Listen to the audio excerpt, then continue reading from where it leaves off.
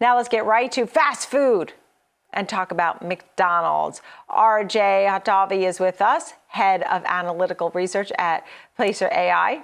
Thank you so much for being with us. So we've gotten some great data to help us to understand how people are really visiting McDonald's, particularly during the COVID days, post-COVID days now. You're looking at the monthly visits charts. And what stands out to you? What does it tell you about McDonald's itself, the consumer's behavior? I think the most interesting takeaway we've seen in the foot traffic data for McDonald's is that we are now above 2019 levels. We're at foot traffic levels that the company's actually never seen before. And I think there's a number of reasons for this. I mean, I think, obviously there's fewer competitors in the marketplace. Unfortunately, there were a lot of restaurants that permanently closed during the COVID pandemic.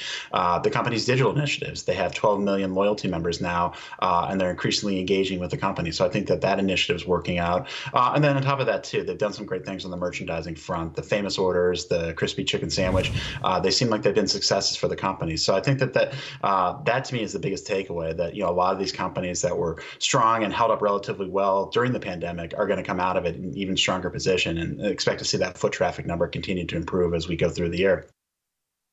It's amazing. More people are going to McDonald's than pre-pandemic. I think you talked about loyalty initiatives. That's something important, right? Or maybe they order ahead and they go pick up. It's amazing that the people are out and about, and you even have an hourly basis, right? What does that tell you?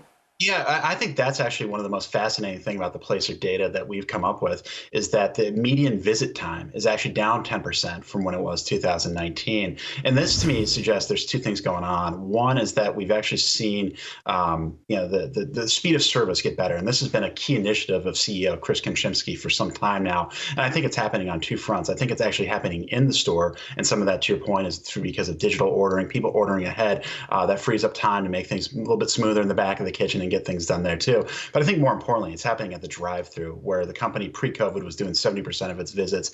The company said on its conference call last week they've shaved off almost 30 seconds from the average drive-through time. And I think that's what's seeing that median visits. So people are getting there and getting out quicker.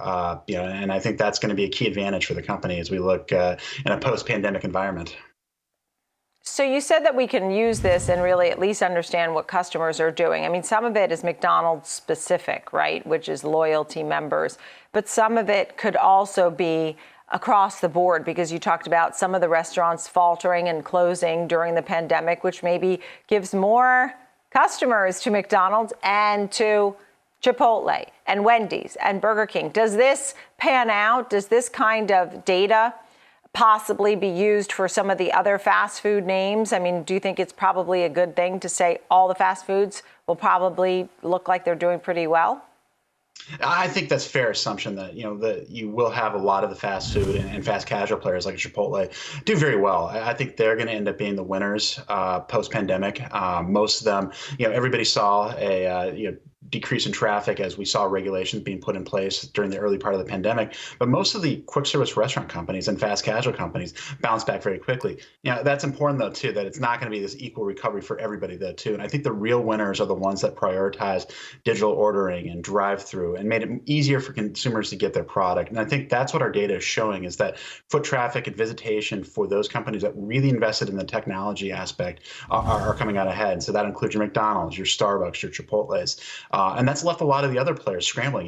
These players that kind of the mid-tier in the space and regional players, congratulations, you survived the pandemic. Now you've got even stronger competitors in McDonald's and Starbucks to compete with. And so that there's going to be a lot of technology investments needed for these companies. But I think that, that there is a recovery for most of the QSR players, but not created equal too. I think that there are some standouts like McDonald's.